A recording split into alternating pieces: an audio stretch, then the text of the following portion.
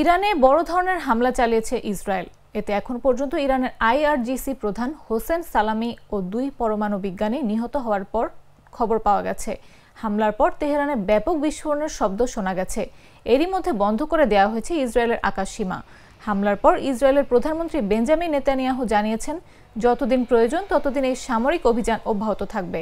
হামলার খবর প্রকাশের পর ইরানি কর্তৃপক্ষ তেহরানের আন্তর্জাতিক বিমানবন্দরে বিমান চলাচল স্থগিত করেছে।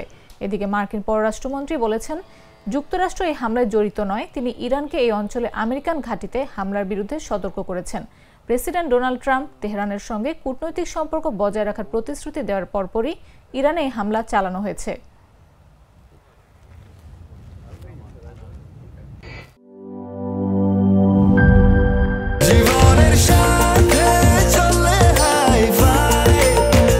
স্বাস্থ্যকর অল টাইম ফ্যামিলি কেক, সব সময় অল টাইম হেলদি লাইফ।